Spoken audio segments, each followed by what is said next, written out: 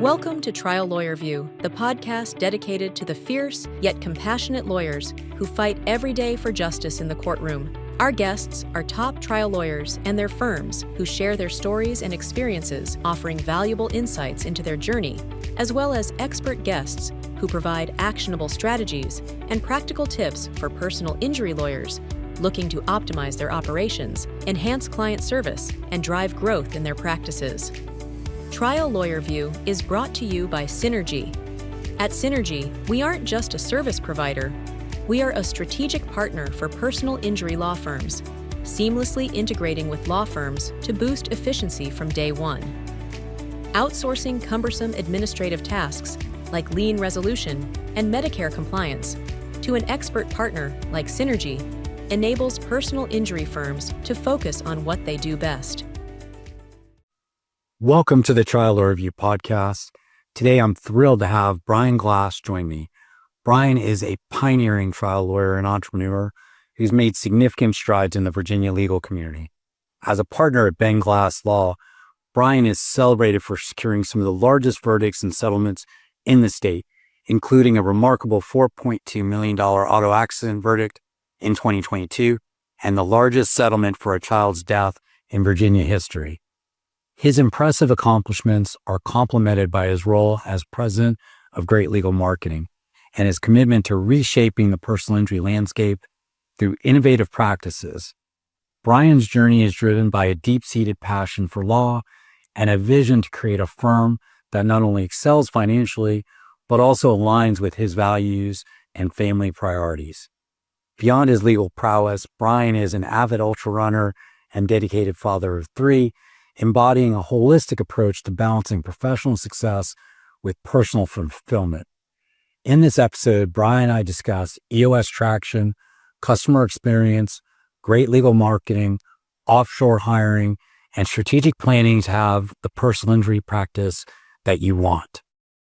Brian, thank you for joining me today and being a guest on Trial Lawyer Review. Jason, thanks for having me, man. I'm excited to get into this conversation we're going to have today. I did a little bit of background research for the podcast, and I heard you on another podcast talk about implementing EOS and figuring out your mission of Thrive.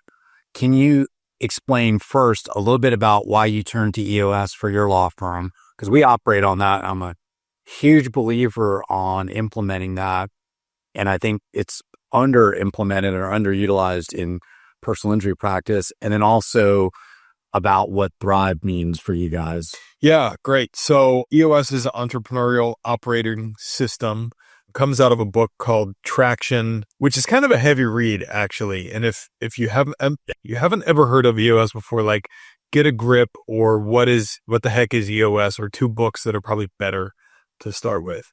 And so really it's a structure for running your company, much in the same way that like Strategic Coach or some other business structures will set it up, that involves coming up with what are your core values, what's your core focus, what's your reason for being, which for us is to build a place where people can thrive, but then also gives you the tools to have regular meetings with your leadership team and then down into the departmental teams to make sure that everybody's on the same page. And Jason, that's really the goal of EOS, is to make sure that everybody's on the same page and driving towards the same thing. So we began implementing EOS in the law firm back in 2019 because both my dad and I had lines out the door almost every day and found ourselves as the bottleneck for all of the decisions that needed to be made. And so it became for us a way to simplify our lives, streamline the communication of information to everybody else in the team. And as you look from the outside, you're like, shit, 90-minute meetings once a week is a lot of time, but it saves you so much time on the back end. So that's kind of how we got into it. And we started working with an implementer from the very beginning. So many firms will try to self-implement EOS, which means that the leader in the law firm, who's the one who's doing most of the work and answering most of the questions anyway, now becomes an expert in EOS from reading a book and then tries to implement it across the team. We from the very beginning, paid an implementer to come in, sit with us for 5 days a year and help us through this process.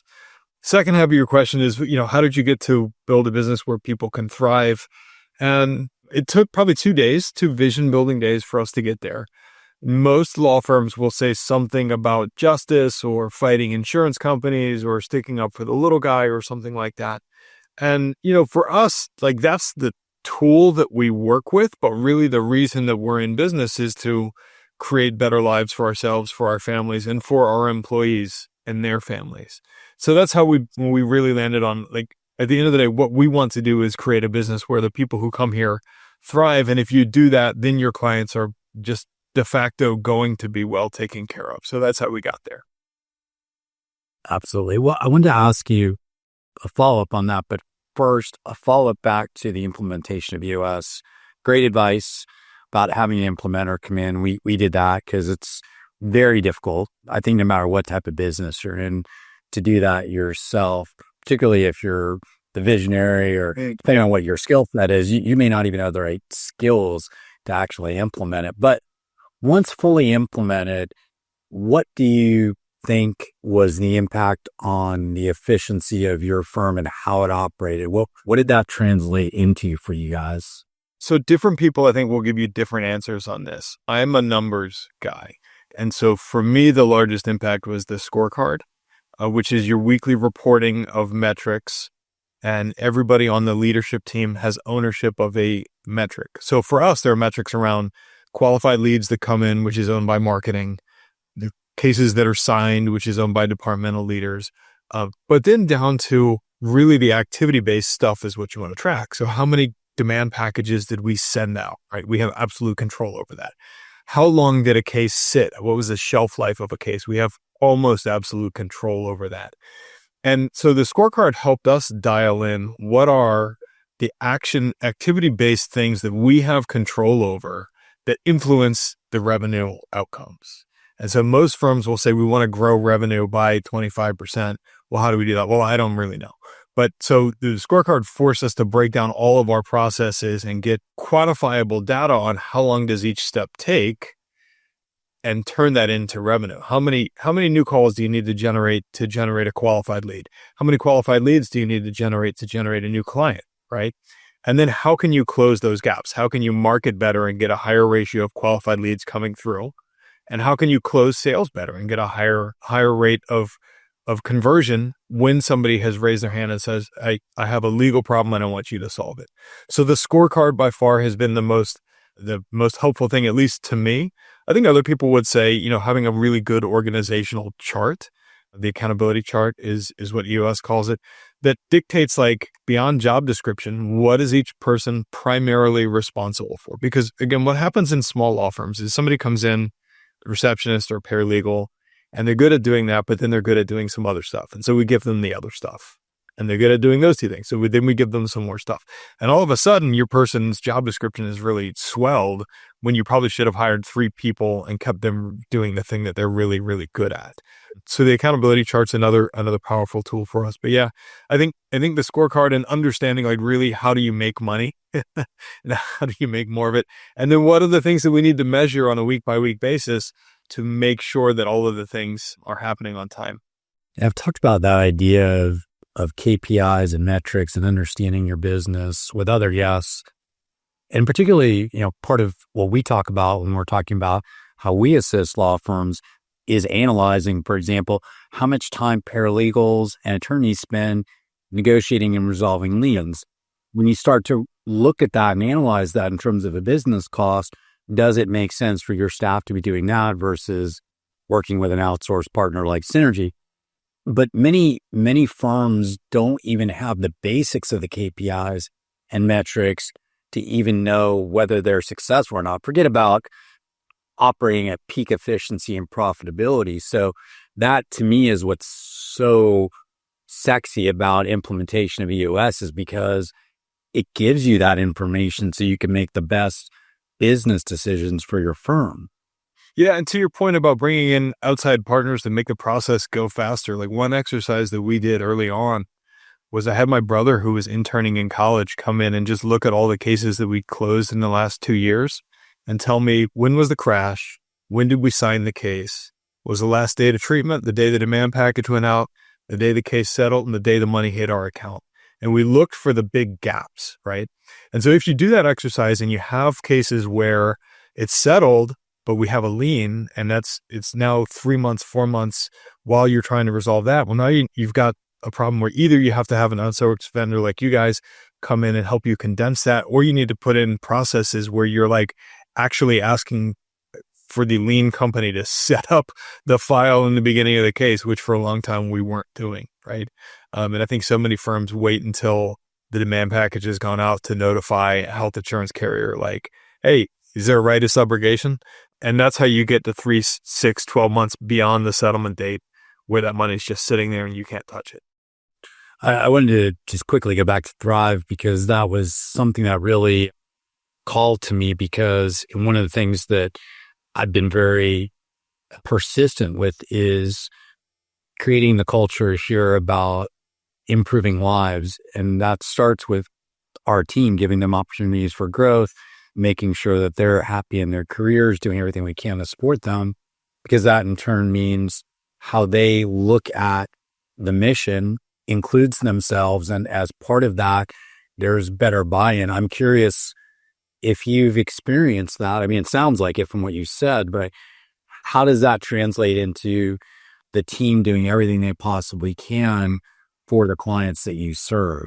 Yeah, it's a great question. So we have tried and failed at a couple of different things. And every time we try and fail something, we get a little bit better at it. So, one year I read The Dream Manager, which I think is by Thomas Kelly, talks about, coming in and establishing somebody in your firm whose job is to figure out what are the outside of the office goals of your employees and help them achieve it, right?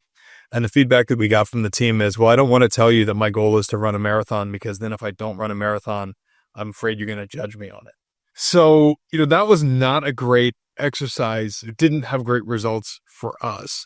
But I think the important part is that your employees understand the importance of their role in the overall operations of the firm. So the person whose job it is to collect medical records, like that is an unsexy job, right? But if we do that slowly, then it extends the amount of time that our clients don't have money, right? And so helping them understand, even in the smaller jobs, what role they play and what impact they have on clients' lives. And then, making sure that even people who are in that position have some kind of client touch point, so that they're not just cogs in a machine, so they can interact with the actual human beings that you're servicing, goes a long way towards improving employee satisfaction. Because most people, Jason, they don't leave jobs for more money in our industry, right? The tech industry is an entirely different thing. Like you hop up every new job, you get a 15 or 20% raise. But in the legal industry, especially at the paralegal or the staff level, people just want to be in a place where they are fairly compensated and where they feel valued. And so if you can foster that second one, is so much more important than making another $1,500 or $3,000 or even $5,000 a year somewhere across town. Because of something that you've achieved, I want to dive into it in terms of growth of revenue. So in your auto accident section of the firm, in your first 4 years, you grew it by 383% from what I've read. What are the top 5 strategies you implemented to enhance the client experience and ensure that your firm stood out in such a competitive market to achieve something like that? Yeah. So I don't think you need 5. I think it really comes down to 2. Number 1, it comes down to speed, right? So in the auto accident world, somebody who hasn't been referred to you, somebody who's found you through digital marketing, views you as a commodity, right? They've clicked on your thing because you outpaid everybody else for the LSA or for the pay-per-click, or because you have outstanding SEO and you're showing up first in Google. That's the only reason that they're calling you, right? Unless they've been referred to you by somebody. And so it's really critically important that you get to those people quickly.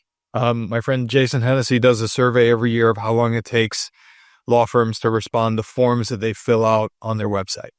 And most law firms are taking somewhere between 6 hours and 2 days to get back to people. Nobody's waiting 6 hours or 2 days for you to get back. And so if you can condense that period of time, you will, just by virtue of that, sign up more cases.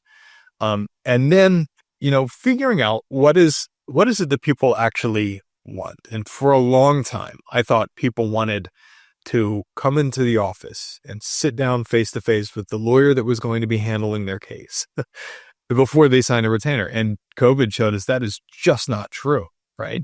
And so we've set up some processes in our firm now where if it comes through and it's in what we call the buy box, the kind of cases that we want to handle, then the team is just authorized to sign that up without somebody ever talking to a lawyer. Now, if you want to talk to a lawyer, we're happy to set that up.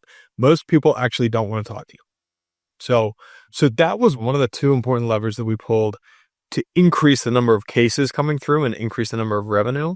The other thing you asked about is, okay, if those things are true, well, where can we find as a small firm people that'll wait a little bit longer to talk to us? And that comes from referrals or people that have truly vetted you and don't see you as a commodity because they've read all your Google reviews. And so we have some, I looked today, 320 5-star Google reviews for our Fairfax location, which is the second most in the area. But the number 3 in the area is like more than 100 behind us. So, we're top 2 by a long shot. And so if somebody has vetted and somebody's read the reviews and they're content rich and they talk about the process and they name my staff and they don't name me, then they're much more likely to wait a little bit longer for us to get back to them. So that's the second part, is like, how can you extend the period of time that people will actually wait and listen to you so you can buy yourself a little bit more leeway? We have 18 US based employees. I have 5 overseas assistants. I don't have a 24-hour, BenGlassLaw only call center. Right? If you call in the evenings, it rings to somebody else. And so we're not signing people up at 2 a.m, but we have figured out ways to extend the lifeline that we have to make a connection with somebody and get them to retain. And then, speeding up the process on the way through the case. That's great advice. And I can tell you just from my own personal experience, a lot of what you talked about in my personal injury case was true in terms of the importance of sometimes that speed, whether it's at the front end or part of, once the case is resolving. And, those things are important, incredibly important to have an eye on, just from that, making sure that when they walk out the door, they've got the right feel, because that's what's going to influence whether they leave that positive review or not. And asking for reviews, right? So, yeah. So we've done things like instituted bonus programs for staff where if you get somebody to leave a review, you certain number of points. And if they leave a review with your name in it, even more points goes into a drawing at the end of the month. So we've done things like that to incentivize us. But then there's also the culture of making sure that I'm asking for reviews from my clients and I'm saying, can you name like somebody on my team who's done a really good job? And always raising up the team, because that prevents, the clients who come into the funnel after the fact from demanding to speak to Brian because Brian's the only one that's got all these great Google reviews. Right? The whole team is the hero. So I wanted to get into a little bit of marketing. So you've got a little bit of what I call side hustle, great legal marketing. And I heard you talk about the first module, becoming CEO of your law firm. And that really resonated with me. And I think it would be great for our audience to hear you talk about why that's important.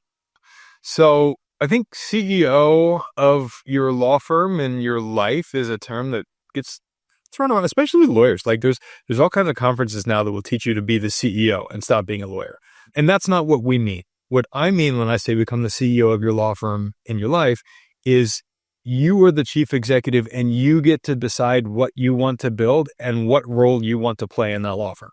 It may be that you want to be a great trial lawyer. And so you need to surround yourself with great operations people and great marketing people. You might want to be a great marketer and never want to touch a case again, right?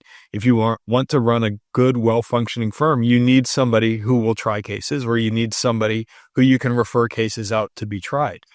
But all of this starts by designing in your own mind first what it is that you want to build. And so many of us, will get out and go hang a shingle or join a firm and be elevated to partner and then try to build within the framework of what already exists. And within the framework of what can I kind of add on, and without really, really designing what do I want this thing to do. And so sitting down and giving yourself permission to go outside the box and outside of the traditional model of what a law firm looks like and think about, what do I really want this place to be? And this is back to like, again, I don't necessarily want to be known as the lawyer that gets the best results. Now, I get good results, right? But if I were a consumer coming in from the outside, everybody in the law says they get good results. And how can you tell the difference between all of the super lawyers and all of the top 100 lawyers and all of the best lawyers in Fairfax? Like, how does an outside consumer know? And so really what we wanted to create was a great customer service experience that people would talk about. Because when you call a business, any business, you can tell the difference between one that, you hit a phone tree and they don't call you back for 3 days, or one where you call the front desk and they're overwhelmingly pleasant to you, right? I wanted to be the latter one because I think that gives us, again, more chance to compete with the category of people that don't view us as a commodity.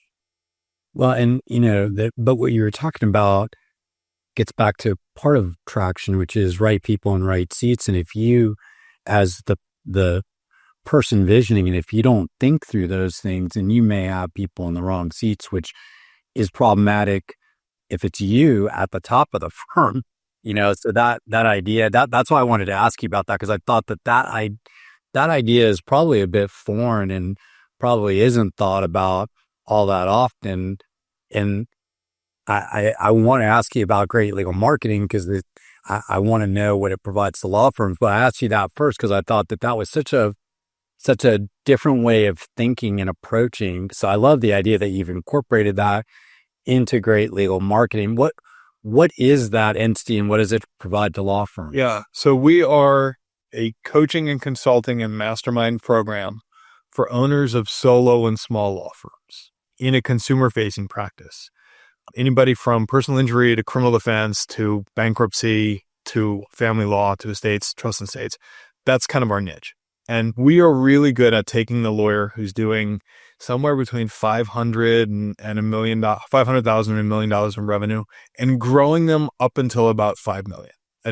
Beyond $5 million, you need some marketing expertise that we don't have, and I don't pretend to have. And I'm happy to pass you off to the next level of coach or consultant there. But we're really good at taking the solo and the small practitioner who's got 2 staff members and doesn't have any systems and doesn't know how to talk to an SEO vendor, and elevating them over that $1 million mark, because the $1 million mark is really where you can start to surround yourself with people that will free up your time. People that are good at their job, that will allow you to take vacations without checking your email and sit down for dinner with your family without having to call a client. So that's really the space that we play in. We preach grassroots marketing, referral-based marketing, and then we equip you with enough knowledge to talk to the digital folks and understand whether what they've just told you is complete nonsense or not. Well, the concept of having consultants and coaches and people that help you with your business, I've 100% bought into, because I know how much it's helped in developing and growing synergy. And it seems like that's becoming more and more commonplace in the legal industry. And I think it's great because I see that power in that for, helping to get over that hump, because sometimes it's really hard to do it yourself. I mean, I just know from my own business experience, it's not easy. I mean, none of this is easy. And, having someone that helps you with something like traction or marketing, those things are invaluable to helping get to that next level. Yeah, man, it is a competitive space. And it seems like every month there's a new conference popping up, and every month there's somebody else who's gone from lawyer to consultant. So yes, it is a competitive space. And so if you're not working with somebody and you're listening to this and you're considering working with a coach or a consultant or a mastermind group, I think, the more of us that you can reach out to and have a one-on-one conversation with and figure out whether you're the right fit, because we're not the right fit for everybody.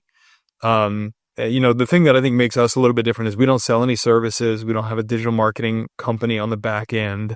We're not doing, under the hood fractional CFO kind of work. We're really for the lawyer who has done it themselves for a long period of time and is now looking for a guide to help them get to the next level.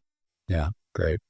So, you've got a successful practice that you've helped to build. You're an entrepreneur.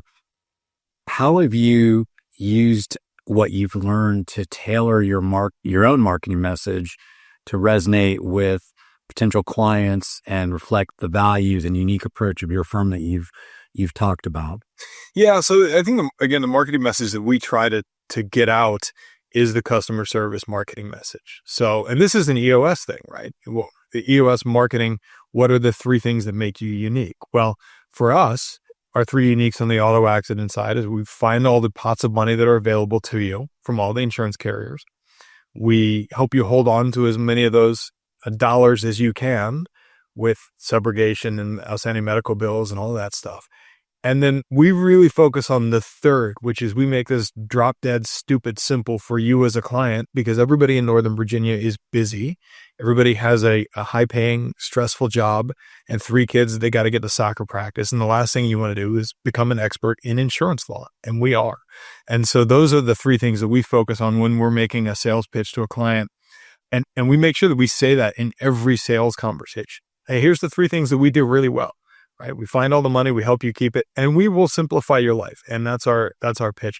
And we really stress the simplify your life, and we put systems in place where even if you forget, like to call us and tell us what's going on, and if you forget that you need to tell us when you've seen a new doctor, my team's calling you every 30 days, and we're sending push text notifications if you're somebody who doesn't pick up the phone, and there's more and more people that don't pick up the phone. And we try to build all this automation in, and the automation is important, but it's a nice supplement to an already good personalized customer service, client service experience. So that's our marketing focus. You won't ever hear me say I'm the best lawyer, right? I get the best results. We have the greatest verdicts. Because again, how would you know? And so what we focus on is you will not have a better client customer service experience with any other professional services firm. So we've already talked about the Google reviews. I'm curious, how does that interplay with what you just talked about? And how do you ultimately leverage and measure the effectiveness and impact of what Google reviews do to bring people to you? Well, leveraging the effectiveness and the impact of what they do to bring people to us is, from what all my friends in the SEO world say, is that it's an important factor in Google's ranking of your website is the number 1, the quality number 2, the frequency number 3 of those reviews, and then the keywords of what they say. And so we will do a little bit of coaching with our clients when they're leaving reviews to say, hey, it would be great if you would talk a little bit about, you don't have to talk about your case, but at least the subject matter of what we helped you with: auto accident, personal injury, long-term disability. So you can use those things to attract more clients. But then, the marketing hack is how can we take that Google review that somebody has already left us and use it in 3 different ways, right? So I have a VA in the Philippines who helps with our marketing collateral. And part of his job is to go into every review, scrape the review, turn it into a graphic that we can use on Instagram and on LinkedIn. We put it into our printed mailed newsletter that goes out once a month to our clients and our referral sources. And so it's all about how can we take that thing and make sure that we're using it in at least a couple of other ways than it just being, review number 319 on Google that maybe nobody ever sees, right? Well, we go in and we make sure that we take it and we use it in some other collateral as well. Oh, and then the other thing that we do, back to building a great place where people can thrive. So anytime we get a review that mentions a team member's name, we have it printed out on these, they're called mix tiles. They're 3x3 printable things for photos. And we put a little adhesive sticker on the back, and that gets mounted on the team member's wall. So now you have a big I love me wall of what your past clients have said about you. Love that idea. That's such an awesome idea. I love it. Well, so you talked a little bit about offshore at the start, and then you just mentioned it again. I'm curious about how you leverage offshore to make your firm operate more efficiently and leverage that to, ultimately accomplish what you're trying to accomplish with your firm, and, what the benefits have been of doing that, and also challenges you've encountered. So the big complaint of every business owner that I know is that it's really hard to find good people. And that's especially true if you limit your search for good people to the people that can commute to your office. And the ability to use offshore and virtual assistant work now opens your talent pool up to the entire world. And there are places in the world where through economic arbitrage, you can pay way less than what you'd have to pay somebody locally. And it's a win-win because it's way more than what somebody in the Philippines, which is where we have 5 VAs, can earn in their local economy. And so that's been a win-win for us. Ben and I each have executive assistants who are in the Philippines, and then we have 2 medical records collection people and a marketing assistant who's in the Philippines. And it's just, it's geographic arbitrage. It's a great salary where they live. It's far cheaper labor here. And then, popular or not, like it's hard to get somebody to come into our firm locally in Northern Virginia at an entry-level position who wants to stay in an entry-level position, right? Your receptionist wants to become a paralegal.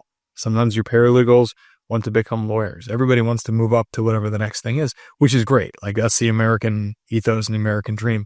It's really not the case in places where you're already out earning the other people in your economy. And so you can bring in somebody into a medical records collection position who will stay there for years. And you could not have that with somebody in the US, in my experience at least. So that's how we've leveraged outside labor. And no, there's technology and there's security concerns that go along with that. You have to make sure that you've locked down all the personal identifying information and done your due diligence to make sure that the vendor that you're working with, if you're working with a vendor, has good cybersecurity and all of that stuff. And there's challenges as well, right? So we just brought our intake back in-house. I used to have intake done in Honduras, but I really wanted somebody who could run screaming down a hallway like her hair was on fire if there was a good case on the phone, and I didn't have that offshore. And then we've, because we brought her back in-house and because we have all this FaceTime now where I can do some coaching on sales and where I don't have to deliberately go through and listen to the call and then prepare the coaching and then set up a meeting, where I can just in the hallway say, hey, I heard you say this on the call and here's how I'd like you to say it next time. We've closed our conversion ratio gap is 65% on cases we wanted last year. It's sitting at 89 right now. So and all of that is found money, right? Because you've already paid to collect that lead. You've already paid for that person. You paid the marketing cost for that person to call. So you close that 25% gap. Of course, you could pay somebody in-house more money if you're signing, 72% more clients. We're up 72% clients year on year through the first 6 months of this year. And I think a large part of that is because we brought it back in-house and we've got now a great intake and sales team. And great points on the considerations on offshore, and having been through it, it's definitely worthwhile, but you have to carefully think about all the things you talked about, especially the ability to really control and influence exactly what's happening day to day. It's much different than having someone sitting in your office or someone that, is culturally the same too, because that cultural difference, there's some gap, a little bit of gap there, but it's definitely something that I think many law firms could utilize and leverage for the right positions within the firm that allows you to be a little more cost efficient and profitable by doing that. We've had far greater success utilizing them in back of office roles than we have in client facing roles. Although the 2 EAs that we have, they're much more expensive, but they're high level. My EA has a master's degree in education. His English is amazing. So you can find those people. They're just more expensive. But, the thing is, when you first go overseas, you want to do it kind of at the lowest price point that you can find, or that's the tendency at least. And those people are much, much better at back of house stuff. Yeah, for sure. So one of the things in preparing for this I saw you talk about is this desire to create a law practice that aligns with your values and allows for financial freedom, family time, which sounds awesome. I guess the question I have is, what strategies have you deployed to design your law practice to achieve the financial goals, but also have a balanced and fulfilling personal life? Yeah, every lawyer that I've had on this podcast talks about those. And frankly, I've had those same challenges as a business owner, and I've got a law practice too. So you combine all that, it is challenging to design and execute that. How have you done it? Yeah. I think, and I struggle with this one tactically. Like, how do I get tactical advice on this? Because I think so much of this, Jason, is reframing what you think of as normal, right? So I was raised by a dad that had 9 kids, a solo law practice, great legal marketing as a side business, and at one point was coaching 3 kids' soccer teams, right? And so that's normal, is like leaving the office at 5:00 and going to 5 different soccer practices and coaching 3 games on Saturday. And then he would go out and referee games on Sunday. So I had the benefit of that. And for me, the biggest strategy that I use is I just block the time. At 4:00 on from Monday through Friday in the fall and in the spring, my calendar's blocked because I got to go pick up the kids and we got to go to soccer or baseball. Right. And then the team knows that's just normal. And I have the benefit of we have a great marketing machine and it attracts clients, and we're in the personal injury world. And so we're not tied to, if I could just work another 3 hours, I would generate another $1,000 in fees. Right. So yeah, I have all of those advantages that I come into this with, but I often think it's just recalibrating what is normal. And so you hear at the courthouse, a lot of lawyers complaining about this because a lot of lawyers have this problem. But if you go and you hang out with, other groups of highly successful entrepreneurial family men, a lot of them will talk about creating time with family. And so if you only talk to lawyers for whom time is always an issue and I can't have dinner with my kids and I'm missing birthdays and whatever, then that becomes normal and it becomes okay for you to do it.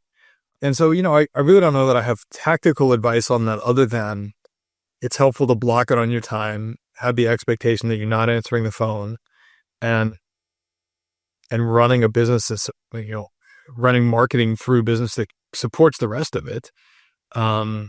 But I think a lot of it comes back to like just reframing what is normal and what you expect of yourself in your life. It's always a challenge. And I think it does boil down ultimately to decisions that you have to make. There's always some give and take with those decisions.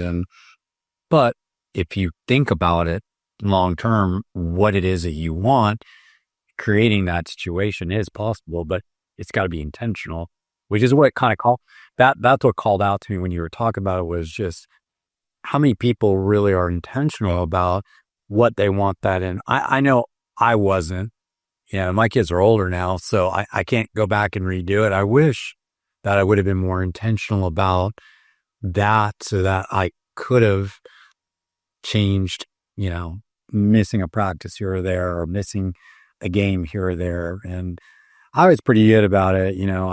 Problem was travel. Travel would usually be the challenge for me when I was traveling. Here's an exercise that I did with our mastermind members at Great Legal Marketing. I think in April we did this exercise because I think a lot of people, this is back to the time blocking bit. Like if you think about what are your 3 biggest priorities or changes that you want to make in the next quarter in your law firm, right? And you could do it either for what are your 3 greatest priorities? Let's do that. Everybody's going to say, my family, my clients, something else, right? And then just look at your calendar for the next month and how much of that time is blocked for your family, right? Everybody, and how much of it is open for your clients to occupy, And so it's just, I think it's often like, it's an easy thing to complain about and to say, I don't have time for it, but you just have to make it. And you just have to, if you're in that space, like understand the finite amount of time that kids are in the house, and then you can always come back and make more money. But you can't come back and get more time. So that's how I approach that. And I think that like, there's a phrase that you could, whatever you say about your priorities, I can actually tell what they are if I look at your checkbook and I look at your calendar. Right. And so I just think that's an eye-opening exercise for many, many lawyers. I'm curious because I want to ask you about your podcast, because your podcast is called Life Beyond the Briefs, which great title. Has that helped you at all think about the other things that are important? Is that part of why you did that, or is it just a hobby and you have fun doing it? Because I love doing this. I enjoy getting to talk to people about these sorts of things, but I'm curious because it just sort of jumped out at me when I was, thinking about the lifestyle and all that stuff. It seemed to nicely fit in. It is definitely a hobby in that it doesn't make any money, and that I wish more people would listen to it. And so I do it for two reasons. I do it, number one, to spread the gospel of you can be a lawyer and have a great life. And I do it for the selfish reason that I want to interview successful people about how they did it in a way that is less awkward than, can I take you to lunch and ask you how you did it? Yeah. Perfect. So last question, I always ask this, and it's open-ended. So talk about whatever you want that I've not asked you. What is your view as a trial lawyer? Here's something I've been thinking about lately is, lawyers tend to prepare cases in one of two ways when they come into the office. You either have those cases that come in that you expect to settle, that sometimes you have to scramble and try because it didn't settle. Or you have those cases that it comes in and you go, this is a great case. Good injury, good client, good liability, great coverage, often a component of that. Like, we should try those cases. And in the last couple of years, I haven't been very good at the second half of it. And so I want to get better at the second half component of identifying really early on the cases that are like, we should go and try that, because there are fewer and fewer and fewer trials, civil jury trials every single year in the United States and in Virginia. And as a result, like, if you're a little bit older and you look around, like, there's a dearth of great young trial lawyers. And so my goal over the next couple of years is to identify every single year a couple of cases that are just like that are like, we're going to try this one until they make us an offer that we can't refuse. And I think there are more trial lawyers that could do that. It's interesting. I'm sure you've heard of Morgan & Morgan. They went out of their way a couple of years ago to do that because for whatever reason, and I knew this wasn't the case because I knew enough lawyers there who are very good trial lawyers, but you would hear this, well, they don't try cases. And it's pretty interesting to see what that's done, even from a marketing perspective too. So that question, I've not heard anyone talk about that the way you just did. And I think that's a really interesting thing to put out there because, like you said, there's so few cases that go to trial anyway, but thinking strategically about your inventory and what might be the appropriate case to try versus settle versus letting it happen to you and being forced into it for whatever reasons, depending on the posture of the case. Really, for a while, John Morgan had that rule where every lawyer in his firm had to try 3 cases a year. And I don't know whether they still have that rule or not. I think it's a good rule. How can you tell clients this is the value of your case if you haven't tried a case in 7 years? God bless John. I mean, he's got an amazing business model, and they built a team model. Keith Mitnick's been on the podcast, and Keith does, a tremendous amount of trial support, and he's like phenomenal in the courtroom too. So, I mean, they've got this, monster, but, any firm really can do that. It's just a matter of preparing the case properly to try that need to be tried, right? I mean, it's being intentional about what you do, which I think is great, what you were talking about. And the thing is, if you're really intentional and you really, really well prepare a case for trial, it's much more likely to settle for a great value. And so it doesn't mean you have to go in and try them, but it means like rather than saying, okay, I have this above average case and we're going to put a demand package together, man, we're going to earn a great hourly rate on this. Like, what are the things you would have to do to increase the value by 25 or 50%? And it probably wouldn't take 25 or 50% more work for you, but just the exercise of going through that and getting it ready as though you were going to try it, I think would add substantial value to the case. Anyway, that's the experiment I'm going to try over the next couple of years. Just pick out a handful a year and prep them as though we're trying it. That's beautiful. So if our listeners have a case that they want to refer to you because they're up in your neck of the woods or want to talk to you about marketing or have questions about anything you've talked about today, what's the best way to get in touch with you? So I'm most active on LinkedIn. If you just find me on LinkedIn under Brian Glass. Every other social, it's the Brian Glass. And then, if you just want to email me at our firm, it's brian@BenGlassLaw.com.